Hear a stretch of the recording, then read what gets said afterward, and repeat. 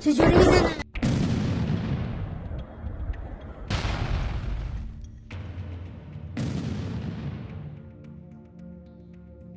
Tepat pada dini hari waktu Iran, operasi dimulai. Dalam hitungan menit, gelombang pertama jet tempur Israel memasuki wilayah udara Iran dalam salah satu misi paling berani dalam konflik ini. Target mereka tidak terpusat di satu lokasi, melainkan tersebar di berbagai titik strategis seperti Tehran, Bandara Mehrabat, pabrik petrokimia Selatan Pars di Asaluyeh, kompleks petrokimia Marfdash, hingga Universitas Teknologi Syarif dan wilayah Islam Syar. Lebih dari 10 target prioritas telah ditandai. Targetnya bukan hanya bangunan, bukan hanya pangkalan militer, tapi orang-orang paling berbahaya dalam sistem itu sendiri. Dan malam itu, Israel tidak datang untuk mengirim pesan. Mereka datang untuk menghabisi. Minggu malam, menjelang Senin dini hari, target pertama berada di dalam kota.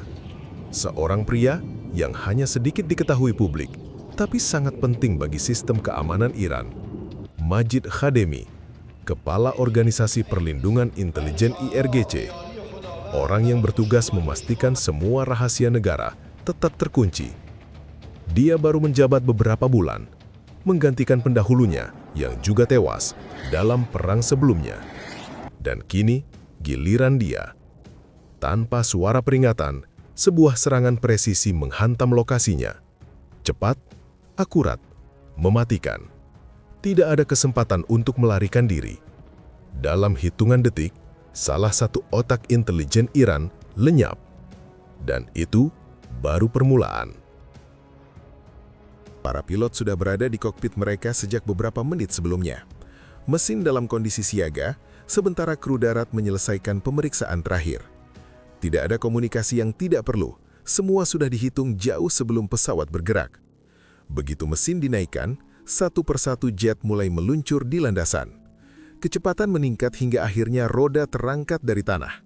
Dalam waktu singkat, formasi lengkap telah mengudara dan naik ke ketinggian jelajah awal, menjaga fleksibilitas untuk perubahan situasi. Sementara itu, di darat, peringatan terbatas mulai disebarkan melalui saluran terbuka. Bagi publik, itu tampak seperti peringatan biasa. Namun bagi perencana militer, setiap reaksi menjadi sumber informasi.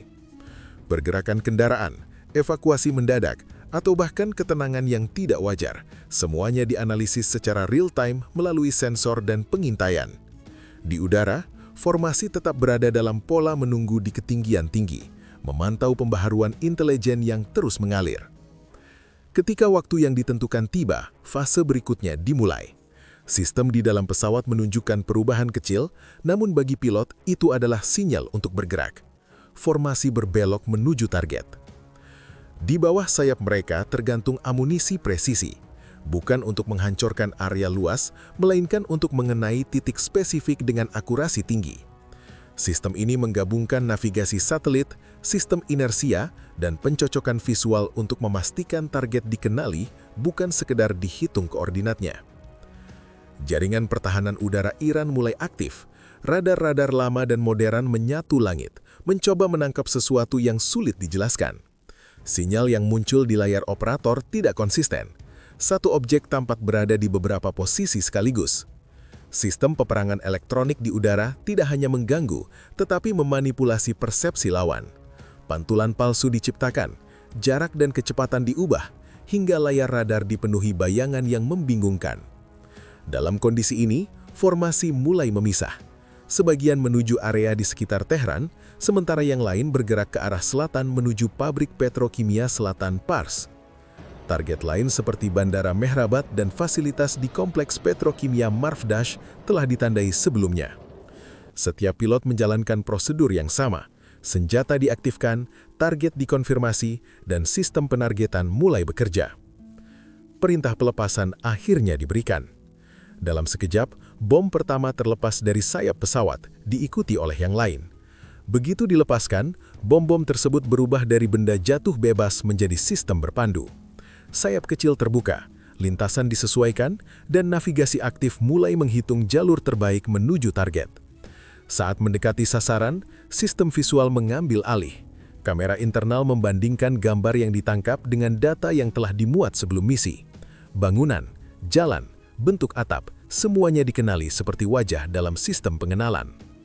Di darat, kota masih bergerak, kendaraan berpindah, beberapa area mulai kosong, sementara yang lain tetap padat. Namun target utama tetap tidak berubah. Ketika bom memasuki fase terminal, gangguan mulai muncul pada sinyal eksternal. Upaya pengacauan GPS terdeteksi, namun sistem segera menyesuaikan, beralih ke navigasi internal dan pengenalan visual untuk mempertahankan akurasi. Dalam detik-detik terakhir, koreksi dilakukan secara terus-menerus. Kemudian benturan pertama terjadi. Struktur tidak mampu menahan energi yang masuk. Ledakan terjadi di dalam, bukan di permukaan, menciptakan tekanan yang terperangkap dan memperkuat kehancuran. Beberapa detik kemudian, ledakan berikutnya menyusul. Gelombang kejut saling bertemu dan memperkuat dampaknya. Di wilayah sekitar Asaluye, api dan asap mulai membumbung tinggi ke langit malam. South Pars bukan sekadar fasilitas industri. Ini adalah salah satu pusat produksi petrokimia terbesar di Iran, menyumbang sekitar setengah dari kapasitas produksi nasional. Bersama fasilitas lain yang ikut diserang, sektor ini mencakup sebagian besar ekspor energi negara tersebut. Ketika fasilitas seperti ini terganggu, dampaknya meluas. Produksi menurun, distribusi terganggu, pendapatan negara tertekan, dan dalam konteks konflik, itu berarti kemampuan untuk membiayai operasi militer ikut terdampak. Serangan terhadap kompleks petrokimia Marv Dasht memperkuat tekanan tersebut. Fasilitas ini merupakan bagian dari jaringan industri yang sama, dan setiap kerusakan menciptakan efek berantai dalam sistem produksi nasional. Di sisi lain, Mehrabat Airport menjadi target dengan tujuan berbeda. Runway yang rusak membatasi kemampuan lepas landas, menara kontrol yang terganggu menghambat koordinasi, infrastruktur pendukung yang hancur memperlambat pemulihan. Dalam perang udara, waktu adalah faktor penentu. Beberapa jam keterlambatan saja dapat mengubah jalannya respons militer. Di lokasi lain, serangan juga menyasar Universitas Teknologi Syarif. Selama bertahun-tahun, institusi ini dikaitkan dengan penelitian yang memiliki potensi aplikasi militer, termasuk teknologi yang relevan dengan sistem persenjataan. Serangan terhadap fasilitas ini tidak hanya menghancurkan infrastruktur fisik, tetapi juga mengganggu pengembangan teknologi yang sedang berlangsung. Di waktu yang hampir bersamaan, operasi lain berlangsung di dalam Teheran. Dua individu bernilai tinggi menjadi target. Majid Hademi, Kepala Organisasi Intelijen IRGC, sosok yang bertanggung jawab atas pengumpulan dan analisis informasi strategis bagi kepemimpinan Iran. Dan Yazdan Mir, dikenal sebagai Sardar Bagheri, tokoh penting dalam unit 840 Quds Force, unit rahasia yang beroperasi di luar negeri dan dikaitkan dengan berbagai operasi lintas batas. Keduanya bukan target sembarangan. Khademi berperan dalam menjaga stabilitas internal melalui pengawasan intelijen. Bagheri berperan dalam operasi eksternal yang menjangkau wilayah di luar Iran. Dengan kata lain, satu mengendalikan informasi dari dalam, yang lain menjalankan operasi keluar. Ketika keduanya dieliminasi dalam waktu yang hampir bersamaan, dampaknya tidak hanya taktis, tetapi juga struktural. Rantai komando terganggu, koordinasi melambat, dan keputusan menjadi lebih sulit diambil. Gelombang berikutnya dari operasi menyasar target yang berbeda, fasilitas bawah tanah. Berdasarkan intelijen, lokasi ini diduga merupakan pusat penting yang tersembunyi, kemungkinan terkait komando atau produksi tertentu. Dari ketinggian tinggi, senjata berat dilepaskan. Bom menembus tanah dan batu, terus masuk hingga mencapai struktur di bawahnya. Lapisan perlindungan tidak mampu menahan energi tersebut. Setelah penetrasi, jeda singkat memastikan ledakan terjadi di dalam ruang tertutup. Ketika detonasi terjadi, tekanan tidak memiliki jalur keluar. Hasilnya adalah kehancuran dari dalam. Ledakan kedua menyusul, memperluas area kerusakan. Gelombang kejut bawah tanah bertemu dan memperkuat efeknya, memicu reaksi berantai dari material yang ada di dalam fasilitas tersebut. Beberapa saat kemudian, permukaan di atasnya runtuh, membentuk kawah besar. Apapun yang tersembunyi di sana tidak lagi utuh. Di udara, Para pilot tidak menunggu konfirmasi visual. Mereka sudah berbalik, menuju keluar dari wilayah tersebut. Di belakang mereka, sistem pertahanan udara masih aktif, tetapi tidak lagi efektif. Gangguan elektronik terus menciptakan target palsu, membuat sulit membedakan mana yang nyata dan mana yang tidak. Formasi asli menghilang di antara bayangan tersebut. Namun konflik tidak berhenti di situ. Di luar Iran, ketegangan mulai meluas.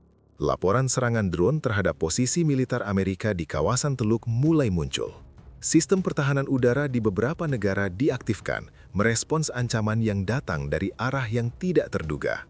Ini bukan lagi operasi lokal, ini adalah konflik dengan jangkauan regional.